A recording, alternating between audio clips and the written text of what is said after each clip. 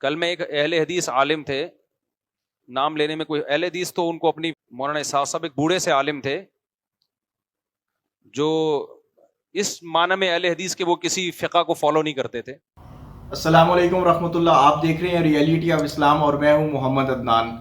دنیا میں کچھ لوگ ایسے ہوتے ہیں جن کو صرف غلط فہمی ہوتی ہے اور ان کو لگتا ہے کہ جو میں کر رہا ہوں، جو میں کہتا ہوں وہ بالکل ٹھیک ہے، اور اس کے علاوہ جتنے بھی باقی لوگ ہیں چاہے وہ اسی میدان کے ہوں وہ بالکل نکھٹو ہیں اور کسی کام کے نہیں ہیں۔ اس کی دو بڑی مثالیں ہیں، ایک تھے بابا اسحاق اور آج کل کے دور میں ہے انجینئر محمد علی مرزا۔ ان دونوں کو بھی یہی غلط فہمی لگی کہ جو کچھ ہم کہتے ہیں وہ بالکل ٹھیک ہے، اس کے علاوہ جتنے باقی لوگوں نے دین پڑھا ہے یا دین پہ جو چلتے ہیں یا جنہوں نے دین کی تعلیم حاصل کی ہے وہ سب نکمے اور نکھٹو تھے۔ لیکن حقیقت ایسے نہیں ہے۔ جب انسان اپنے علم پہ بھروسہ کرنا شروع کر دیتا ہے تو شیطان اس کو مختلف راستوں سے گمراہ کرنا شروع کر دیتا ہے، جیسا کہ آج انجینئر محمد علی مرزا اپنا چورن بیچ رہا ہے، علماء کا نام لے کے، مولویوں کا نام لے کے، بابوں کا نام لے کے اس کا ایک دکان کھول لی ہے۔ اگر وہ ان چیزوں کو اپنی زندگی سے نکال دے یا جو لوگ اس کو سنتے ہیں وہ ان چیزوں کو چھوڑ دے، اپنے پاس پروڈکٹیو چیز اس کے پاس کچھ بھی نہیں ہے۔ وہ لوگوں کی باتیں کر کے، لوگوں کی علماء کی کتابوں میں سے کچھ چیز نکال کے اس پہ کہہ دیتا جی بابوں نے یہ کہا ہے۔ بھائی دین بابوں کا نہیں ہے، دین نبی کریم صلی اللہ علیہ وآلہ وسلم لے کے آئے تھے۔ اور پھر مرزا کی سب سے بڑی خباثت یہ ہے کہ وہ جسارت کرتا ہے انہی کتابوں اور انہی تاریخی روایات کا جن کی سند بھی صحیح نہیں ہوتی صحابہ پہ بھونکنے کی۔ تو یہ مرزا کی اصلیت ہے۔ اسی طرح جو بابا اسحاق تھے ان کی بھی کچھ اسی طرح کا ہی سسٹم تھا کہ وہ بھی تاریخ کو لے کے صحابہ کو برا بھلا کہنے میں وہ کوئی خوف نہیں محسوس کرتے تھے، بلکہ ان کی زبان مرزا کی طرح ہی چلتی تھی۔ میں آپ کے ساتھ ایک ویڈیو شیئر کرتا ہوں جس میں آپ کو پتہ چلے گا کہ بابا اسحاق صاحب کون تھے۔ تو آئیں چلتے ہیں، وہ ویڈیو چل کے دیکھتے ہیں، پھر اسی ویڈیو سے متعلق کچھ باتیں آپ کے ساتھ کرتا ہوں۔ کل میں ایک اہل حدیث عالم تھے، نام لینے میں کوئی اہل حدیث تو ان کو اپنی فہرست میں نہیں داخل کرتے، مولانا اسحاق صاحب نہیں ہے۔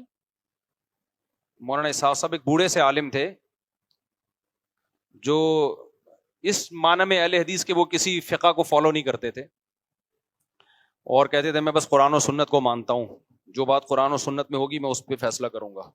مولانا اسحاق صاحب جن کی میں نے بات کی، میں ان کا احترام کرتا ہوں، بزرگ تھے، ان کا انتقال ہو گیا، اللہ مغفرت فرمائے۔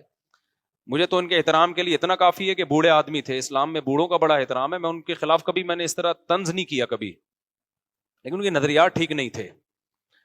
اپنی رائے کو وہ ایسے پیش کرتے تھے جیسے یہی قرآن و سنت، بڑے بڑے ائمہ کا انکار کر دیتے تھے، وہ یہ بالکل ٹھیک نہیں ہے۔ اچھا، ان کا دعویٰ یہ تھا میں کسی کی تقلید نہیں کرتا، میں صرف قرآن و سنت مانتا ہوں۔ ان کا ایک کلپ میرے نظر سے گزرا چند دن پہلے، ان سے کسی نے پوچھا کہ مرد اور عورت کی نماز میں کیا فرق ہے، عورت سمٹ کے نماز پڑھے گی مردوں کی طرح؟ انہوں نے کہا سمٹ کے نماز پڑھے گی۔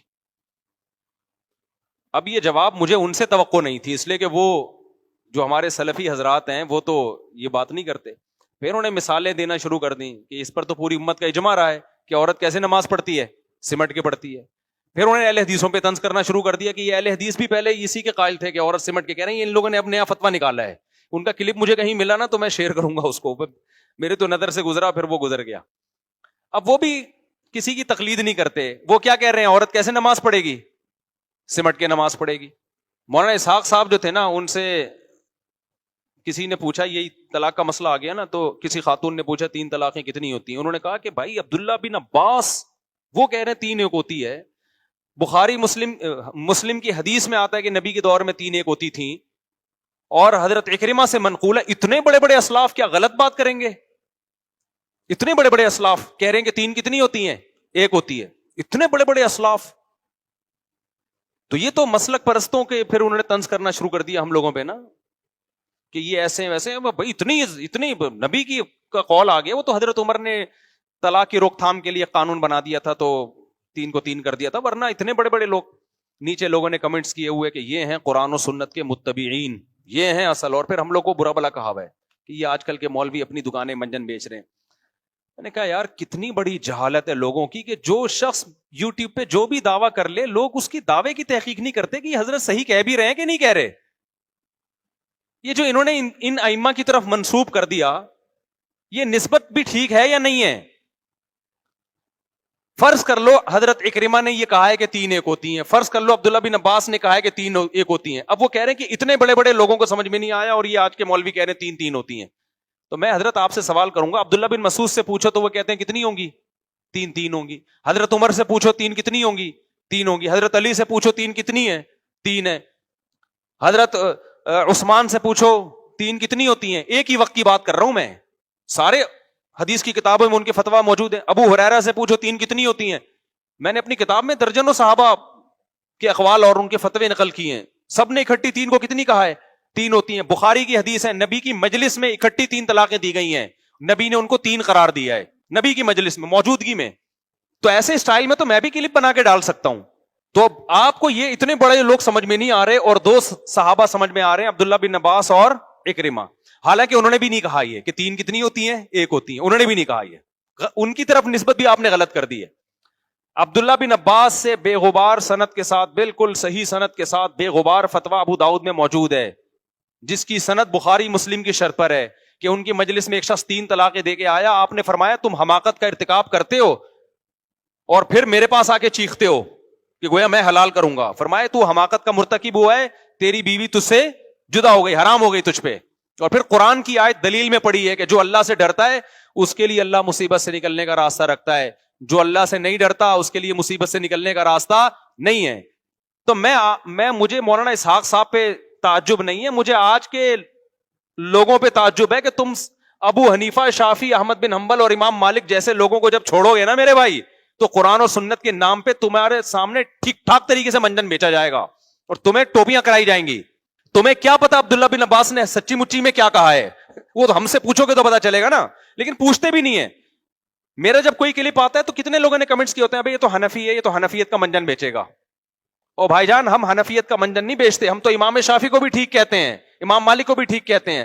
اگر ہم منجن بیچنے والے ہوتے ہم کہتے ہیں صرف ہم ہی ٹھیک ہیں باقی سب جہنم میں جائیں گے. منجن وہ لوگ بیچ رہے ہیں جو کہتے ہیں میں ٹھیک ہوں باقی سارے کیا ہیں؟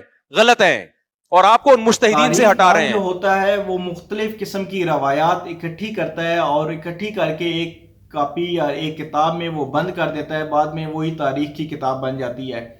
اس میں وہ یہ نہیں کہتا کہ یہ حق پہ کون تھا اور سچ پہ کون تھا, اس کی وہ نہ سرچ کرتا ہے نہ اس کے بارے میں وہ لکھتا ہے.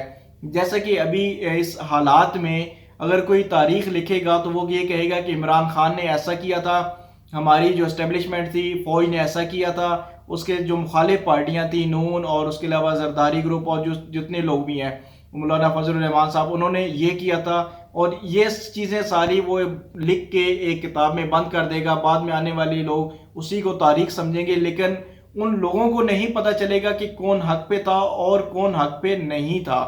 آج بھی اتنے میڈیا وسائل ہونے کے باوجود بھی ہمیں نہیں پتہ چلتا کہ کون حق پہ اور کون حق پہ نہیں ہے. ایک کی بات سنے تو وہ لگتا ہے کہ یہ بالکل سچے ہیں, اور اگر دوسری پارٹی کی بات سنے تو لگتا ہے کہ وہ سچے ہیں. تو اللہ پاک سے پہلے تو یہ دعا کرنی چاہیے کہ اللہ پاک ہمیں ان تمام فتنوں سے بچائے, کیونکہ یہ فتنوں کا دور ہے. اس میں اگر کوئی انسان اپنا ایمان محفوظ کر لیتا ہے تو وہ اس کے لیے سب سے بڑی خوش نصیبی ہے, خوش بختی ہے. تو اب انہی 2 شخصیات کے بارے میں آتے ہیں. یہ لوگ بھی تاریخ کی ایسی مختلف ایک ایک عبارت 2 چیزیں اٹھا لیتے ہیں اور پھر اس کے اوپر بولنا شروع کر دیتے ہیں. پھر یہ نہیں سوچتے کہ ہم صحابہ کے بارے میں اپنی زبان استعمال کر رہے ہیں یا کن لوگوں کے بارے میں زبان استعمال کر رہے ہیں.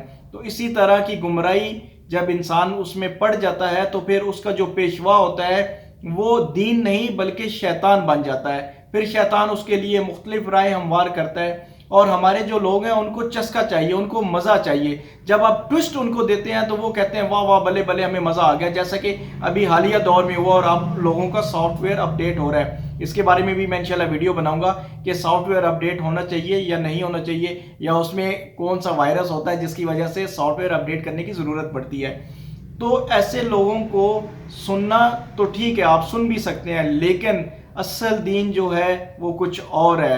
اور یہ لوگ اپنا منجن بیچنے کے لیے کسی اور دین کی طرف پیروی کرتے ہیں اور پھر بیچ میں سے ایک ایک 2 پوائنٹ نکال کے لوگوں کو گمراہ کرنے کی کوشش کرتے ہیں.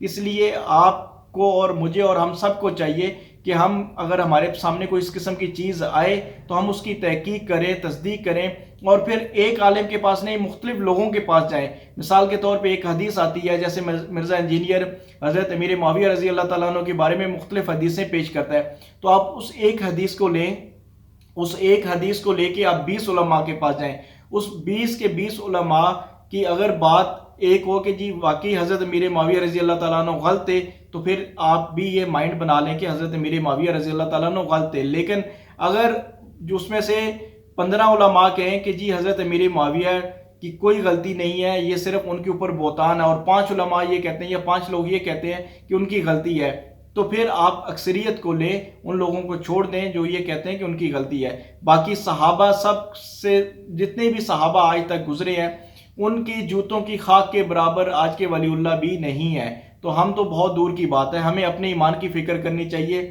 صحابہ پہ تنقید کرنے کی بجائے، ان پہ انگلی اٹھانے کی بجائے، وہ سب جنتی تھے، ان سب کا معاملہ اللہ کی طرف ہے۔ آج کل کے دور میں بھی اگر کوئی مر جاتا ہے تو اس کے بعد یہی کہا جاتا ہے کہ اس کا معاملہ اللہ کے سپرد ہے۔ تو آج کے دور میں اس قسم کے لوگ جو ہوتے ہیں وہ صحابہ کا فیصلہ کرنا شروع کر دیتے ہیں، اور لوگ ان کی باتوں میں آ جاتے ہیں، اور پھر وہ اپنی آخرت بھی خراب کر لیتے ہیں۔ تو ہمیں ان تمام چیزوں سے بچنا چاہیے۔ اگر آپ کو یہ ہماری ویڈیو پسند ہے تو اپنے دوستوں کے ساتھ ضرور شیئر کریں، اور امید کرتا ہوں انشاءاللہ ایک اور اچھی ویڈیو کے ساتھ دوبارہ پھر آپ کے ساتھ ملاقات کرتے ہیں۔ تب تک کے لیے اللہ حافظ۔